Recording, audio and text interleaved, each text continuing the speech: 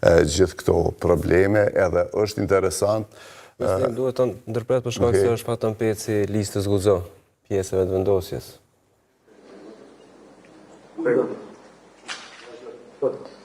Atëherë më lejoni që në emrin të grupit tonë parlamentar të shprehim keqardhje që edhe sot pas përpjekjes së radhës nuk kemi rezultat në zhbllokimin e gjendjes. Ajo që mund të themi ne është që ne si grup parlamentar, koalicion vetëvendosje guxo dhe alternativa, në vazhdimsi jemi duke bërë përpjekje për zhbllokimin e kësaj gjendje ose kësaj situate dhe rrjedhimisht jemi duke kryer detyrimet tona ligjore dhe kushtetuese duke marrë pjesë në seancë, po jo vetëm duke marrë pjesë në seancë, por edhe duke marrë pjesë në proces të votimit, ashtu siç është e përcaktuar me vendimin e gjykatës kushtetuese të vitit 2014. Nikosisht është shumë e rëndësishme, vetëm ta përfundoj, nikosisht është shumë e rëndësishme të potencohet që me qenë se ka sot një përfolje të vazhdueshme rreth emrit, ne ende nuk kemi ardhur deri tek propozimi i emrit. Ajo që na duhet prej një numrit konsiderueshëm të seancave, përpjekja jonë është e vazhdueshme është që ne ta kemi një proces të votimit të fshehtë në të cilën edhe nikosisht edhe kjo si temë është e përcaktuar në akt gjykime të gjykatës kushtetuese për shkak se ato thotë që votimi mund të jetë i hapur, por mund të jetë edhe i fshehtë. Ne kemi vlerësuar që vullneti i një mend dhe ndërgjegja që mund të thirrët secili deputet edhe individualisht mundet me kontribu në proces të zhbllokimit të situatës dhe konstituimit të kuvendit dhe futjes në afate ligjore dhe kushtetuese për mandatarin e qeverisë.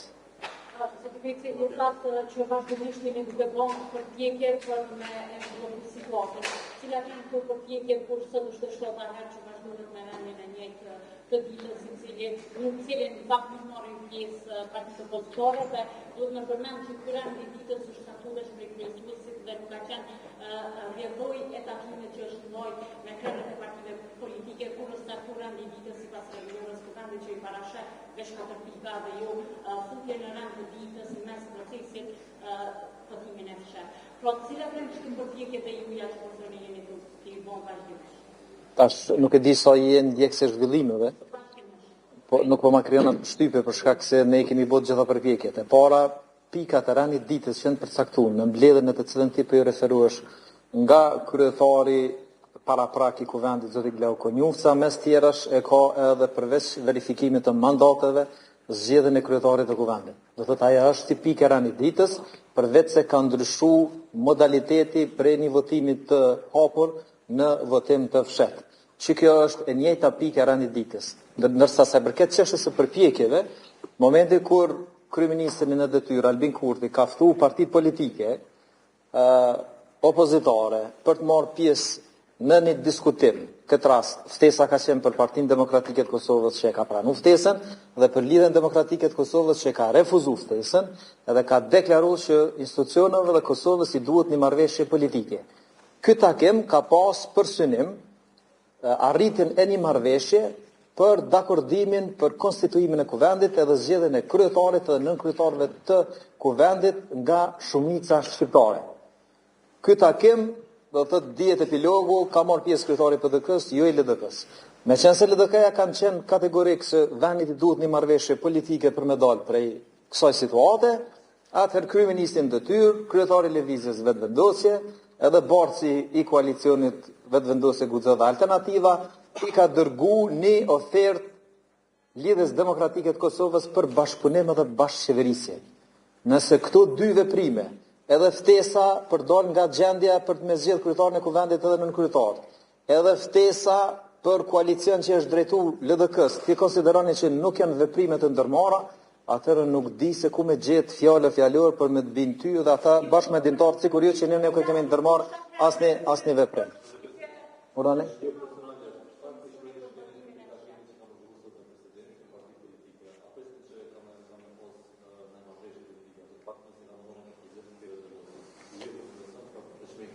Unë nuk muna me folë për pritshmëritë, për shkak se ecuria varet nga niveli i diskutimeve, nga dëshmëria për me thirr arsyes edhe për me dalë prej kësaj gjendje, nuk muna me predikuar as paragjykuar se cili do të jetë epilogu.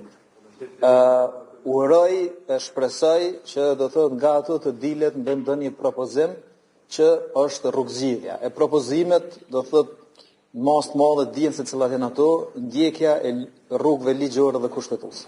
Urnone?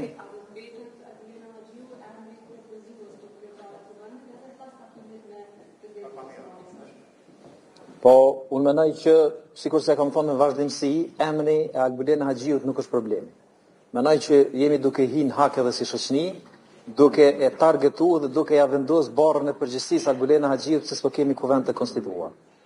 E drejta e kemi thonë me vazhdimsi, ekskluzivisht i takon lëvizjes vetëvendose për emrin që e përcakton. Nuk mundet dikush një të drejtë që ta ka dhuru qytetari edhe gjykimi gjykatës kushtetuese që dikush nga partitë opozitare që janë humës të mëdhenj të zgjedhjeve më ardhmë ta përcaktuar se kush është emri i përveçëm.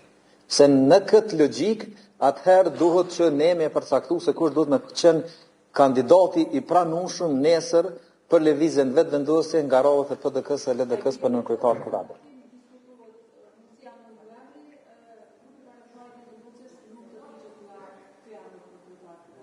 Po tash mbetet e curia se që zhvillohet ato tema, nuk po du me paragjyku, po unë nuk mendoj për e përsëris edhe një herë. Emri i Albulena Haxhiut nuk është shkaktar i blokadës institucionale.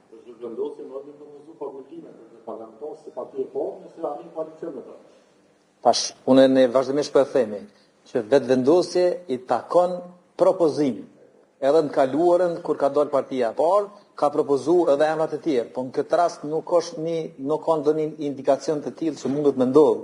Po tani për tani, ajo që është shumë rëndësishme më potencu është që ende nuk kemi shku tek emri i përveçëm se kush është kandidati. Tash kjo çështje hipotetike përbes është vështirë në kuptimin me dhënë përgjigje se cilat janë pritshmëritë e deputetëve ose kryetarëve të partive për partneritetin edhe kush se ku është pozicionin ose mundësin për më dhonë kontributin. A ka ndonjë pyetje tjetër? Faleminderit shumë gjithë.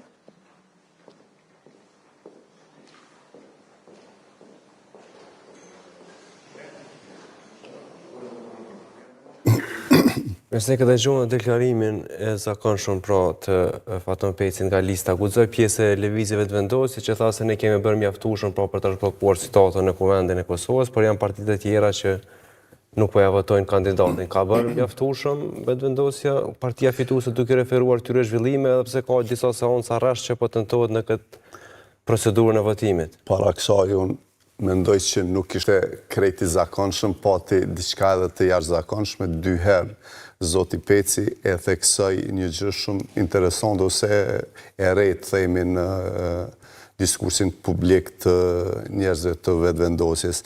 Po thonë, ende nuk kemi shkuar të emri i përveçëm për kryeparlamentarin, por tha që jemi të procedura për zgjedhjen e kryeparlamentarit në formë të mbyllur ose të hapur.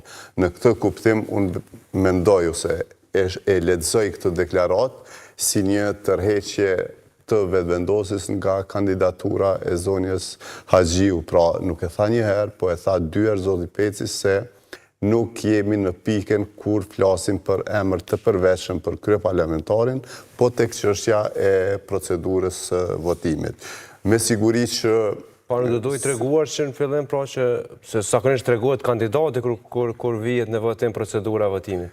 Jo, ideja, tash ne po interpretojmë atë çfarë tha Zoti Peci. Tha që në rend dite diskutimi sot është, ose prej kohësh, është çështja si duhet të rrjedh procesi i votimit, duhet me votim të hapur apo të mbyllur. Pasi të përfundoj kjo çështje, fakt e dim se në diskutim është çështja e formimit të komisionit, atëherë do të flasim për kandidatin. Pra, nisur nga kjo, Zoti Peci po thotë që realisht emri i zonjës Haxhiu më nuk është në listën e njerëzve për kandidat ose të propozuar për kryeparlamentar. Unë kështu e kuptova nga kjo që tha. Së nga ka posë në herët e këratat e tila që është dhenë që këta ka posë kritika ndaj opozitës që kënë se këta nuk e votuan Pra, s'po votojnë komisionin edhe pse nuk dihet se kush është kandidatja, pra që nuk e kanë përmendur Albulena Agjian. Po është ideja është Pak vështirë këta shohim Ramush Haradinaj çfarë do thotë Jakës. Falje se edhe kolegëve të imren, po kurse e dini seanca nuk dha rezultat as sot. Ende jemi në pritje ndonjë zgjidhje për me dalë nga kjo gjendje. Ka pas lajme se mundet mu propozu një kandidaturë tjetër sot. Nuk ju thash ma herët se një herë kam paralajmëruar s'doli ashtu. Do të ishte shumë e rëndësishme mu gjetë një kandidaturë unifikuese për kryetarët e kuvendit. Edhe sikur se kem deklaruar jemi të gatshëm pa të marrim pjesë në votim edhe të votojmë për një kandidaturë unifikuese. Mes dy propozimeve që keni dhënë? Po, Apo edhe ose dikush tjetër? tani ekziston një qëndrim i opozitës që antarët e kabinetit qeverisës Kurti mos me qenë kandidat për kryetar kuvendi, pra ekzekutivi, po ka shumë të tillë që i kishim dhënë votën. Çfarë pritni nga takimi i sotëm me presidentën? Mirë është se po ndodh një komunikim i tillë i parë, tash lidhur me gjendjen e krijuar, edhe kuptohet ne do t'i japim ato ide si muj medal nga kjo gjendje. Ju e dini që angazhohem për qeverinë e opozitës, pra të shumicës dalur nga zgjedhjet e fundit. Nëse gjendet një zgjidhje një qeverie kalimtare, ashtu sikur edhe ekziston një propozim, edhe atë e shërtojmë. Pra nuk jemi që të mbetet gjendja e bllokuar në pafund, sikur se jemi tani. Në ndërkohë, sikur se dini, ju kemi drejtuar gjykatës kushtetuese dhe këtë së bashku me partitë opozitare, PDK, LDK, edhe kemi kërkuar vlerësimin e kushtetueshmërisë së procesit të deritashëm në kuvend. Pra, përfshi edhe votimin e fshehtë ose vendimet që kanë pasu. Ekziston besoj një bazë mirë që gjykata kushtetuese jo vetëm të zgjidhë ngërçin tash, por edhe të krijon një normë ose të nxjerrë një normë që do të ishte zgjidhje e përhershme, pra që të mos arrijmë në situata çfarë jemi tash.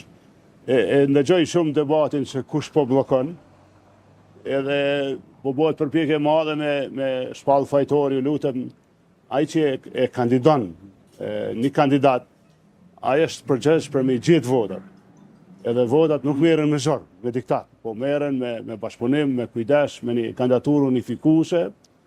Edhe ende pra edhe sot, sikur se na u kish propozuar një kandidaturë unifikuese, ne kishim dhënë votën sot. Zotëra Haradinaj, në rast se takimi mbahet të gjitha partitë bashkë, pra përfshirë edhe zoti Albin Kurtin, a do të ulni në një tavolinë bashkë me të, sepse ditë më parë pa të deklaruar që nuk do të ulni në një tavolinë ku gjendet edhe Albin Kurti. Jo kom përgjigj ftesës së presidentes, takimi është me presidentën në këtë rast. Unë nuk e vendosi kush mund me qenë tavolinë, pra nuk kam në një vrejtje këndo që ka ftuar presidentja. Kuptohet, qëndrimet e dini, pozicionimin tim e dini nuk ndryshon. Lutem.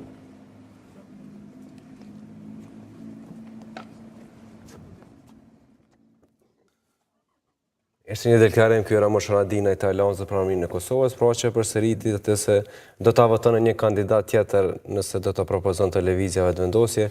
Mesin pak tek procedura, pra nëse tentoi të ndryshohet procedura, do duhet të kishte paraprakisht të themi konsulta me partitë politike, nëse edhe kjo që tha përfaqësuesi listës Guzo, pra që ndoshta do të kishte një kandidat tjetër që të votojë në mënyrë të fshehtë, por që paraprakisht të kishte konsulta me partitë e tjera për ta ndryshuar këtë mënyrë të votimit, ashtu siç pati për raportin për verifikimin e mandatave të deputetëve. Tash nuk di nëse jam i saktë ose jo, ideja për kalimin nga votimi i hapur në të fshehtë ka rezultuar pas takimit